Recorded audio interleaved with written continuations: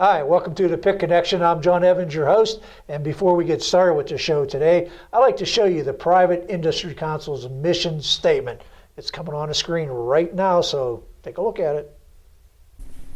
Our mission, building tomorrow's workforce in southwestern Pennsylvania through early childhood development, employment and training, education, and business services. You want to make sure you stay with the show today. We are visiting the operating engineers, and we have a lot of other neat stuff we'll be showing you as well, so stay with us. Next up is Lori Douglas, and she is coordinating all the operating engineer assessments, so please stay with us. With me now is Lori Douglas, and Lori is coordinating the operating engineers assessments this year, and we have been doing that for a number of years. And Lori, thank you for coming on the show today. Well, thanks for having me, John. Lori, how many years have we been doing this for operating This is actually our 10th year that we're doing it this year. Wow, 10 years. Mm-hmm. Now, exactly what is the operating engineers looking for when they have the Private Industry Council doing all these assessments? Because the operating engineers has such a very specific type of job that requires a lot of specific skill sets and abilities, they came to us initially and said, we need to be able to do some pre-employment testing to make sure that we're getting the correct candidate that's going to be a successful employee for our operations. I guess we should say, what is the operating engineers? Good place to start. The operating engineers is a local chapter of a bigger union that operate heavy equipment. They do a lot of construction, road work, and buildings. They were doing some recent work with the gas and oil industry in the energy sector, building new buildings. I understand they're heavily involved with a project out in Beaver County that there's going to be a cracker plant. And they're heavily involved with that as well. Wow, yeah, I know. I seen that on the news. There's a lot of heavy equipment out there, but basically that's what it is. Absolutely. Okay, so now get back to our assessments that the Private Industry Council has been doing for them. So you start to say what they're looking for when they're using these assessments. They are really approaching this in a very comprehensive system. They're not only looking at academic and cognitive skills as far as math abilities, reading abilities, but they're also looking at dexterities as well. And that's where the Private Industry Council comes into play. With our SAGE assessment system of assessment and group evaluations that we use a lot, they use that in determining whether someone has good eye-hand-foot coordination. And you would have to, because all the different controls on heavy equipment. Absolutely, okay. Absolutely. Another one that they use is our form perception, whether they can tell the difference between a certain piece of equipment or a certain part and another part as well. And I also wanted to let you know, we not only assess the operators of the equipment, but also the mechanics of the equipment as well. Oh, okay. All right, I wasn't aware of that. Now, Lori, I know in previous years, we've had 1,000 operator engineers coming up here, or people trying to get into that program. How many this year? And we should say men and women. Absolutely, absolutely.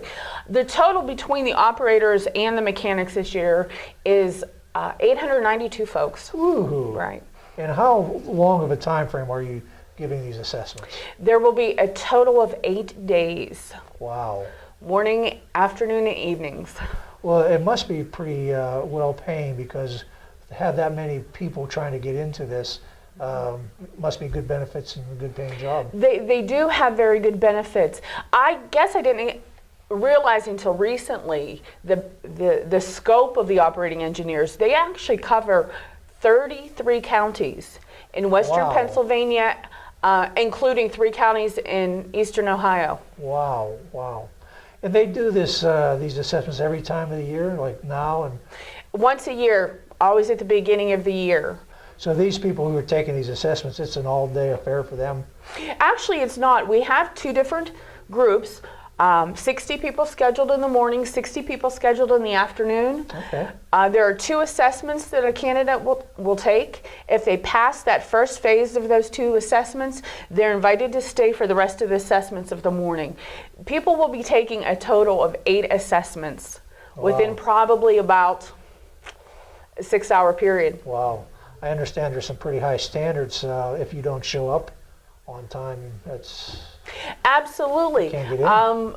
The assessment closes at 8 o'clock in the morning and at 2:30 in the afternoon, and if candidates are not inside the door at that time, unfortunately they don't meet it. Wow. Another problem we have with that is the operators require either a valid current Pennsylvania driver's license or Ohio driver's license, because there are folks coming from all over Pennsylvania and Ohio as well. And unfortunately, there are times people don't bring their driver's license, or it has expired and they haven't realized it. And unfortunately, that could also keep them out of the testing process as well. Okay. Now, for our viewers out there, now this is going to go to a number of different homes, thousands and thousands. I didn't know if you knew that or not. I didn't know that, John. Yes. I knew you were a popular guy. It's going to go in many, many homes. So someone out there watching this and they're interested in operating engineers, what should they do? They have an open enrollment season during December. There is a fee to apply to the operating engineers. If you go onto their website, and unfortunately I don't know what their website is, Okay, you can get more information. The open enrollment application process is during December. They then automatically if you apply, you're automatically scheduled for the testing. Okay. Well, they must be very satisfied with the Private Industry Council, because we've been doing it for, what, 10 years, right? Mm-hmm. Can you imagine if you could add all those, because I know some years it's been 1,000, 1,100.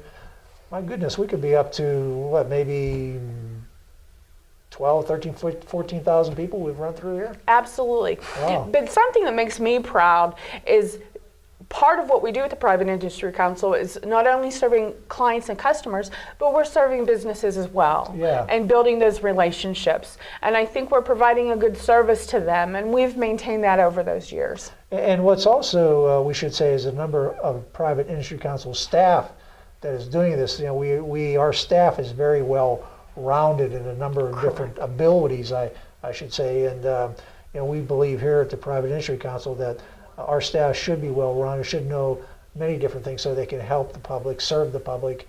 And so when somebody comes here, we can give them an answer. Absolutely. Great, great. Well, Lori, I know you have a tough job. It's very time consuming. And we pulled you out of the classroom, so I keep seeing people walk by here. I think they're looking for you. I think they are too. So we better let you go. But great. Thanks so much to Lori Douglas, the coordinating the operating engineers this year. And hey, thank you so much for coming on. Thanks for having me. Thank you. We'll be right back. Apprenticeship with the operating engineers is an opportunity for a career, not just a job. Many individuals have come through this apprenticeship program and have gone on to make long and successful careers as operating engineers. Although construction work can be very demanding, it can also be very rewarding. Construction projects help shape the towns and cities in which we live and provide the vital infrastructure such as roads and bridges for transportation and pipelines for water and fuels. Most projects maintain very strict completion deadlines.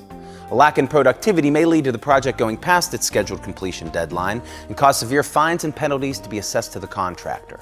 It is for this reason that the apprenticeship program requires each apprentice to obtain and maintain a high level of skill and responsibility. Apprentices are required to attend a minimum of 5 to 6 weeks of unpaid training per year for 4 consecutive years. The training will consist of classroom training, hands-on training, and industry-necessary certification courses. You may also need to attend optional training and certification courses offered by the apprenticeship program in order to obtain additional certifications. Wages are not paid for training, although you may be eligible for unemployment compensation. When not attending required training, you must be eligible for work through the operating engineer's Local 66 dispatch office. This apprenticeship program offers an excellent training opportunity, but it does not guarantee full employment. You may also experience a delay in work opportunities as you start your apprenticeship, so you might want to retain your current employment until a job opportunity opens. Although periods of unemployment may occur due to economic conditions, and/or inclement weather, you must accumulate a minimum of 4,000 hours of on-the-job training before graduating. The apprenticeship program provides an entry-level training opportunity with the possibility of entry-level employment with minimum wage rates of $17 per hour. Entry-level employment may include assignments to operate lower skill-level equipment and perform lower skill-level tasks until your skills are proven to be acceptable for more responsibility. More complex equipment and tasks may be assigned based on skill level and employment opportunities. Fringe benefits will be available as provided for in the various collective bargaining agreements between the Operating Engineers Local 66 and the various contractors and contractor associations. If chosen for apprenticeship, you will most likely experience a delay in becoming eligible for health insurance, so you might want to consider maintaining your current health insurance arrangement. Because of the complex nature of construction projects, workers must follow rigorous safety standards and policies in order to ensure that projects progress in a safe manner. Due to the size and capability of heavy equipment, you must be able to operate it safely and follow instructions precisely. Instructions may be given in the form of verbal commands and/or hand signals. Some job assignments may require working at extreme heights, in confined spaces, and over or on water. Apprentices are required to work as part of a team and also independently. The team may consist of supervision, other operators, and/or other craft workers. The locations of construction projects are constantly changing. The likelihood of working very long in one location is very small. Some projects may require a short commute, while others may require driving long distances or staying away from home. This is common in the construction industry. Travel and residency expenses incurred while attending required training or during employment are not reimbursed by the program. Apprentices may be required to work any shift, first, second, or third, and/or overtime as determined by the employer. The necessity for overtime work may not be known in advance and can change on a day-to-day basis. Apprentices are subject to random drug testing by the employer and by the program. A positive drug test will result in automatic dismissal from the program. Drug use is not tolerated in the construction industry, where safety is a life and death issue. Apprentices are required to obtain a Class B commercial driver's license, or CDL, with air brake endorsement by the end of the first year of apprenticeship, and maintain the CDL throughout the apprenticeship. Training and testing for the CDL are offered by the program. Loss of the CDL while an apprentice will be cause for dismissal. Apprentices are required to purchase approximately $50 in classroom books each year. A passing score of 70% in classroom work must be met before advancing to the next year. Apprentices are required to join and pay monthly dues to the International Union of Operating Engineers, Local Number 66. The initiation fee is approximately $200, and the monthly dues are approximately $15 per month. If you are chosen for an apprenticeship position, you will be scheduled for a Department of Transportation physical and a human performance evaluation. After successful completion of these examinations, you will be assigned to attend a 2-week orientation. At the end of orientation, you will then be available for employment through the Operating Engineers Local 66 Dispatch Office in your district.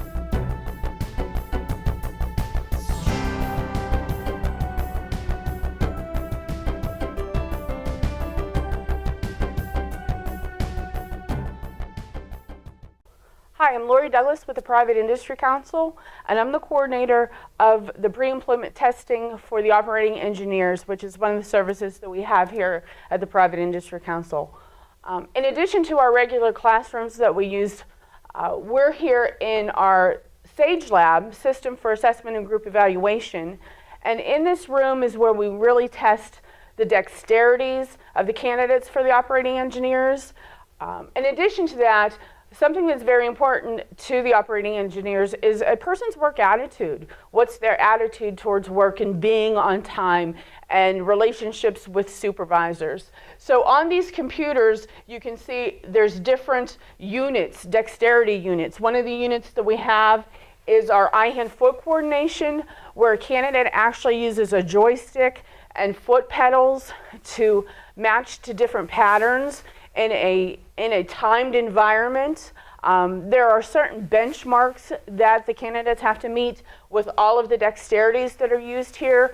Prior to us working with the operating engineers, we actually went out and tested their current employees to see exactly what levels of abilities they had. We were then able to translate that into the pre-employment testing. This is one of our finger dexterity units. During this process, candidates actually have to build fuses, moving them from one area of the unit to another, and in a timed setting. Again, trying to reach that benchmark that the operating engineers need them to have to work at their location.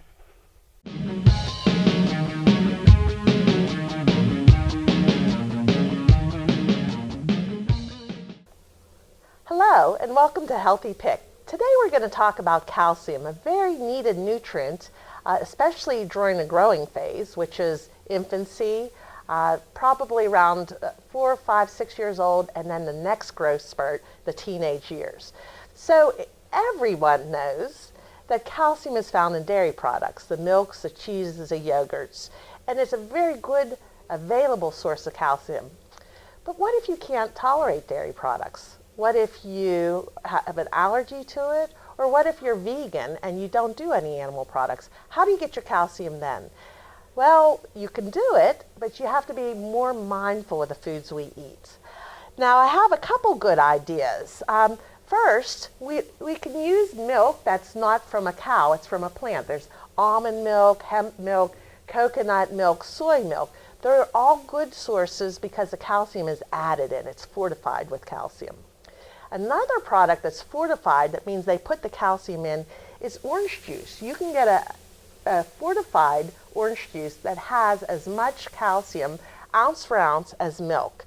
So if you're not drinking dairy and you're not doing the plant milks, I would probably suggest to have a glass or two of orange juice that's fortified with calcium. Another source of calcium are the green leafy vegetables.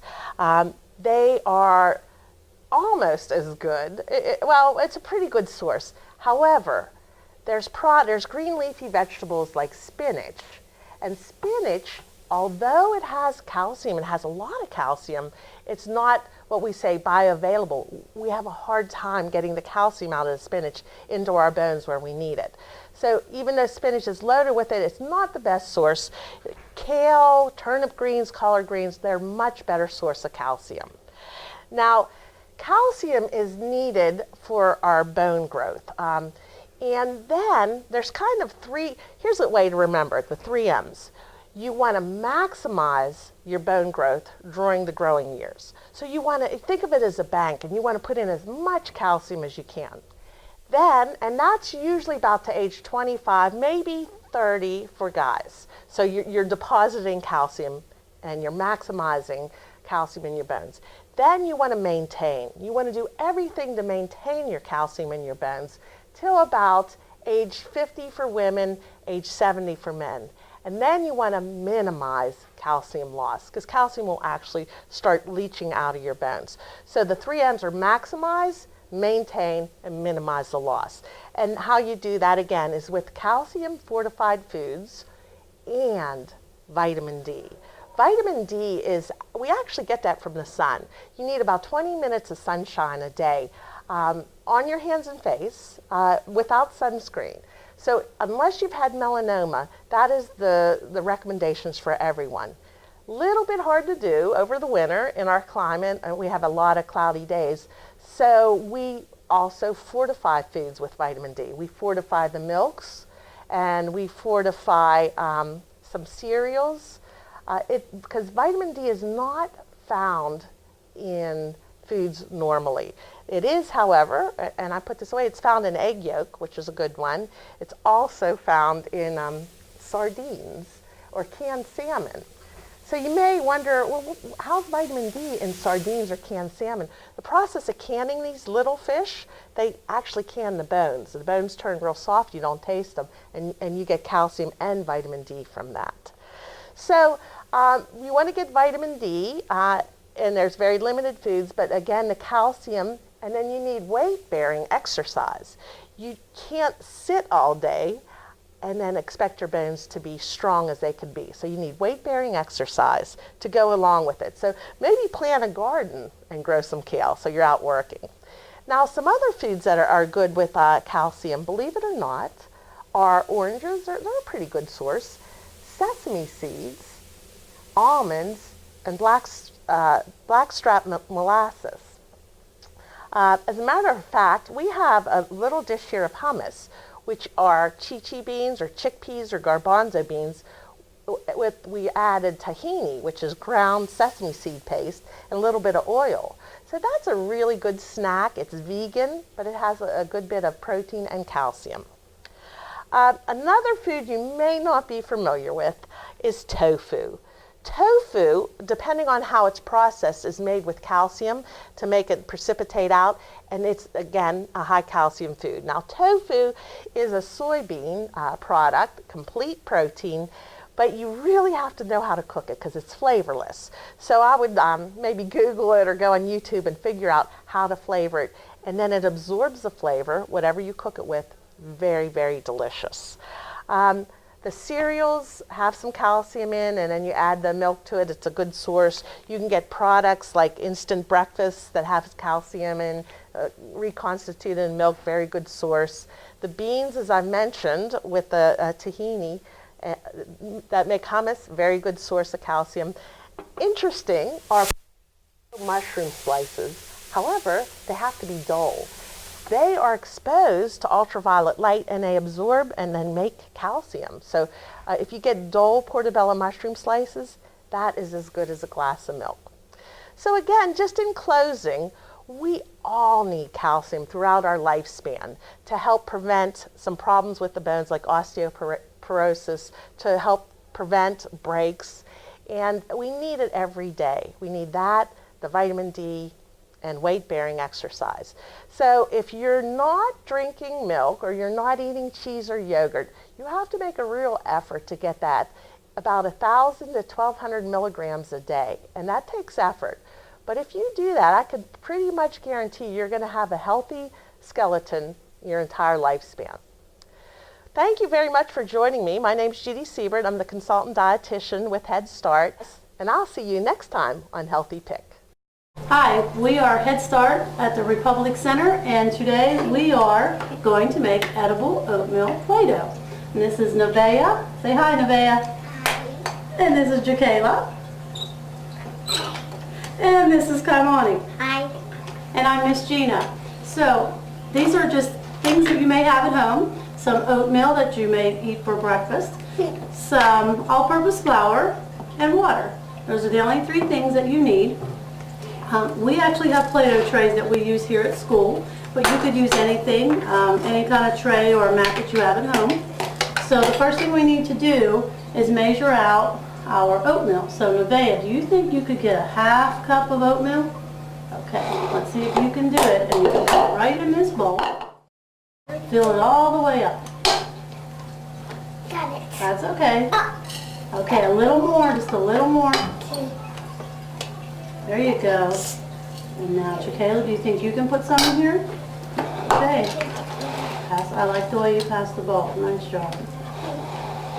Fill the whole thing up like this. Big scoop. Like I did? Like you did, yes.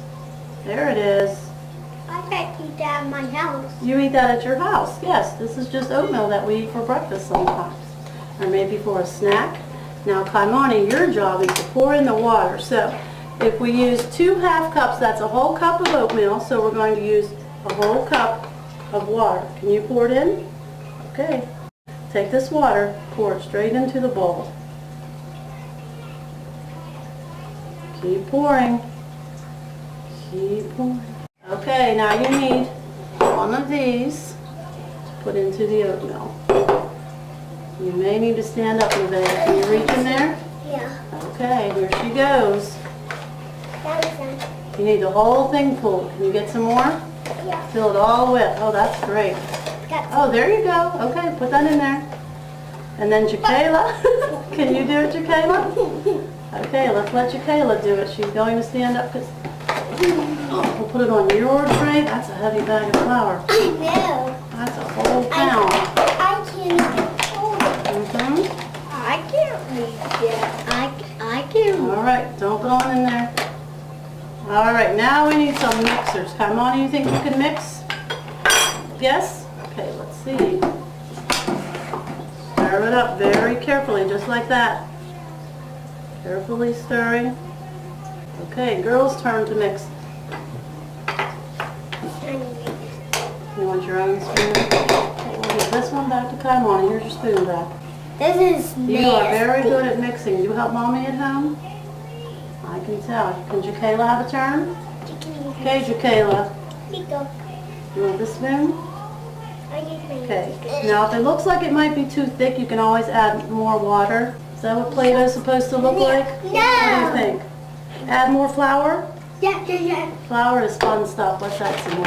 That would make. I want to try. You want to try? Okay. Here. Use my big muscles to give you the bag. You might have to stand up. Okay, my friend. Reach in there. That's good, Miss Gina. I want to eat it. Oh, that might be a little too much. Let's take a little bit of that back off. Okay, that's good. Right like that. Put that in the bowl. Okay, whose spoon do I have? Mine. All right. Okay, let's mix. Yummy. Oh, this looks good. Good. Do you remember what did we use? Oatmeal. Oatmeal, what else? Flour. Water, and what's this stuff called? Flour. Flour, you guys are awesome. Okay, you want to roll some now and play in it? That's the best part. Okay, so take some of this, put it on your tray, and you can roll it and play. Good. I It would- looks like fun to me. I want to eat it. You can eat it. It's yours. Yum yum. Time to eat you. Wow, well thank you for coming to make Play-Doh with me today. You're welcome. I'm glad you came to school. That concludes our edible oatmeal making for Play-Doh today.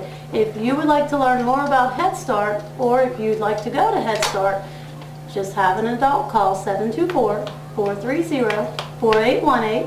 Ask for a clerk, and they'll connect you to an enrollment specialist. Thank you for joining us. Bye-bye. Say bye, friends. Bye. I hope you enjoyed today's show. I want to thank the operating engineers for coming on, also Judy Siebert for Healthy Pick, and a big thank you to Gino Bowen for showing us how to make oatmeal Play-Doh. Look tasty, but I'll let you be the judge of that. And don't forget, I'll see you next month on the Pick Connection.